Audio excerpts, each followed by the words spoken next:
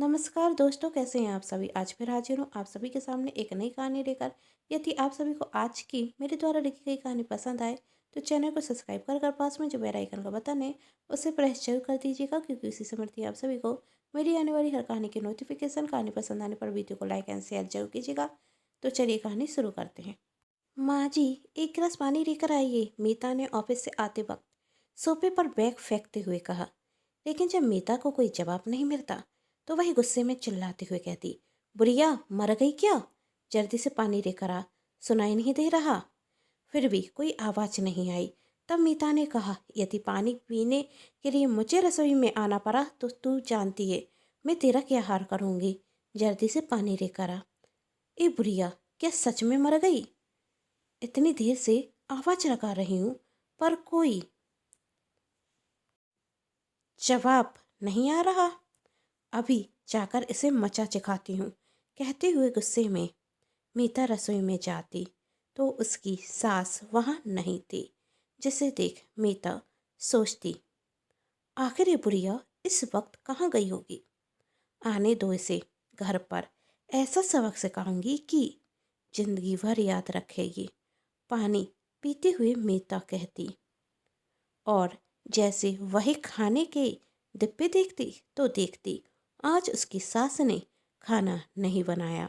यह देख मीता का गुस्सा छठे आसमान पर पहुंच जाता और खुद से ही कहती, इस बुढ़िया ने आज खाना भी नहीं बनाया, जबकि मैंने इसे समझा कर रखा है कि ऑफिस से आते साथ मुझे डाइनिंग टेबल पर खाना लगा चाहिए। इसकी इतनी हिम्मत कि इसने खाना नहीं बनाया, और आज तो मैंने इससे आलू के पराठे बनाने के लिए कहा था। आने दो इससे, इसकी वजह से मैं भूखी हूँ। अब 2 दिन तक इसे खाने को नहीं दूंगी, तब इसकी अकल ठिकाने आएगी। अब जाकर कमरे में थोड़ी देर आराम करती हूँ। जब बुढ़िया आएगी तो खाना तो उसे ही बनाना होगा। कहते हुए जैसे मीता कमरे में जाती तो देखकर हैरान थी। उसकी सास उसकी परख पलंग पर एसी चलाकर सो रही थी। यह देख मीता गुस्से में चिल्लाती, ए बुढ़िया, तेरी इतनी हिम्मत कि तुम मेरे कमरे में एसी ऑन करके सोए। यहाँ मैं भूख के कारण मर रही हूँ और तू आराम फरमा रही है। अपनी सास का हाथ पकड़ वैसे उठाते हुए कहा, इस एसी का बिल क्या तेरा मरा हुआ पति आकर भरेगा? पहले से तेरे इतने खर्च उठा रहे हैं, अब तुझे आराम फरमाने के लिए एसी भी चाहिए। आने दो मोहन को, फिर तेरी अकल ठिकाने लगवाती हूँ। अब जा मेरे लिए गरम गरम कॉफ़ी लेकर आ। यह सुन मीता की सास वहीं खड़ी थी। यह देख मीता को गुस्सा आता और साथ में वह बहुत हैरान थी। मेरी एक आवाज़ में थर थर कांपने वाली मेरी सास को अचानक क्या हो गया जो आज मेरी बात सुन के अनसुनी कर रही है। अभी तक जब भी मैं ऑफिस से आती थी तो पानी लेकर मेरे सामने खड़ी होती थी, और तो और मेरा बैग उठाकर मेरे कमरे में रखती थी। हर दिन मेरी पसंद का खाना डाइनिंग टेबल पर रखा रहता था।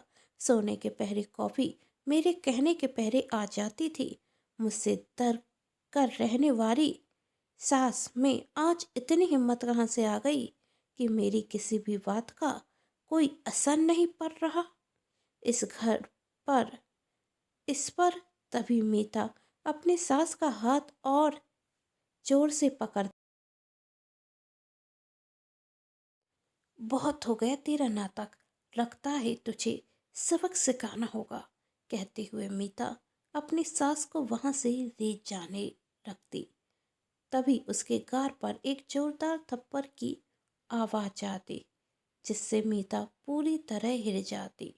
उसकी ननंद काजर उसकी आंखों के सामने थी, जिसे देख मीता कांप जाती और कहती, आप विदेश से भारत कब आई? दीदी आने के पहले खबर दे देती तो आपको भैया आपको लेने आ जाते।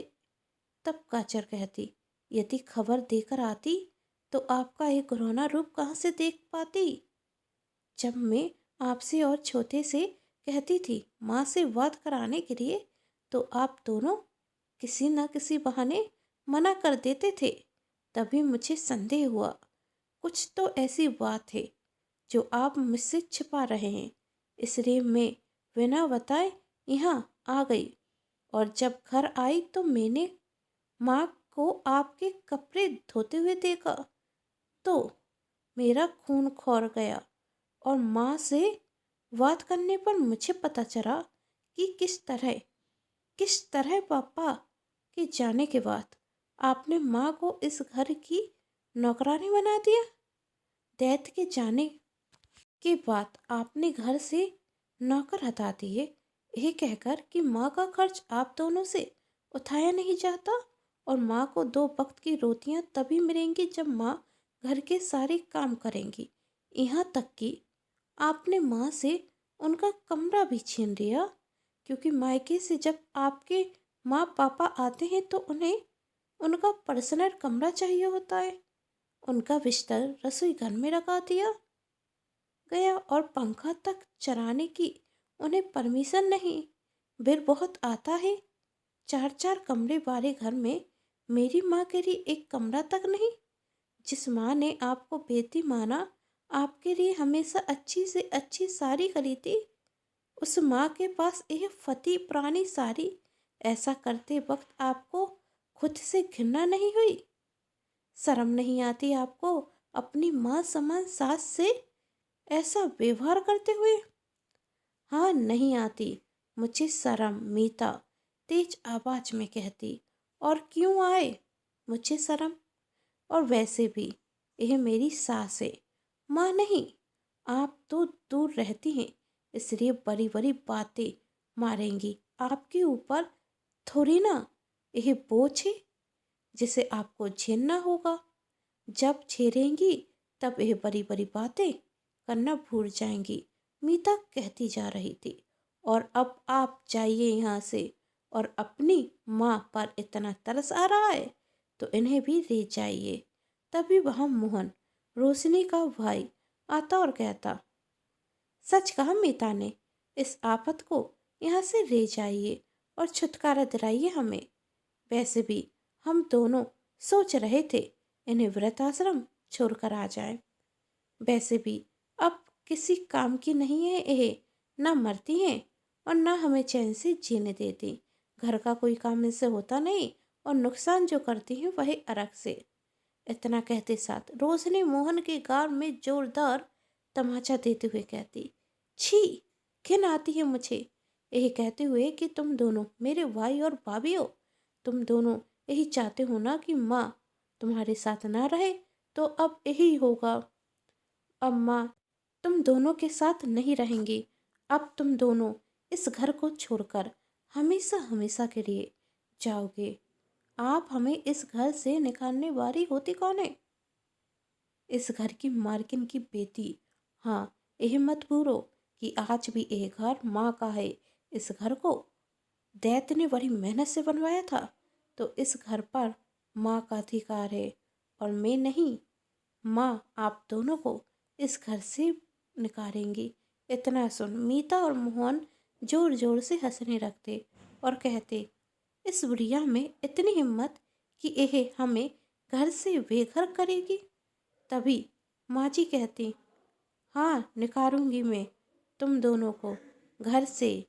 तुम जैसी निकम्मी औरत के लिए अब मेरे इस घर में कोई जगह नहीं, ना ही अब मेरे घर में और ना ही मेरे दिन में तुम दोनों के लिए कोई जगह बची है। कहते हुए माँ जी की आंखों में आंसू थे, पर अपने आंसुओं को छिपाते हुए वह अपने बहू बेटे को घर से निकाल देती। और रोशनी अपनी माँ से कहती, इस बेटी के होते हुए आप कभी भी अकेली नहीं हो सकती, और आज से मेरे साथ ही पास रहेंगी। नहीं बेटी, मैं तेरे साथ कैसे रह सकती हूँ? माँ जी कहती, मैं तुझ पर बोझ नहीं बनना चाहती। तब रोशनी ने कहा, क्या बेटियाँ कभी माँ पर बोझ होती हैं? तो माँ बेटी पर बोझ होगी। जब आपने कभी मुझे बोझ नहीं समझा, तो आप मेरे लिए बोझ कैसे बन सकती हैं? आप मेरे साथ ही रहेंगी। क्या इस बेटी को आपका प्यार नहीं चाहिए? रोशनी की बात उसकी माँ मान जाती और रोशनी अपनी माँ को विदेश लेकर चली जाती और उनके घर को किराए से दे देती और जो किराए के पैसे आते वह माँ जी के अकाउंट में जाते। मीता और मोहन को जायदाद से बेदखल किया जाता। अब उन दोनों से अपने खर्च भी नहीं चलाए जाते। जो ऐसो आराम की जिंदगी वही जी रहे थे अब वही उनके सपने में भी नहीं थी। उम्मीद करती हूँ आप सभी को ये कहानी पसंद आई होगी। कहानी पसंद आने पर चैनल को सब्सक्राइब, वीडियो को लाइक एंड शेयर जरूर कीजिएगा। Thanks for watching.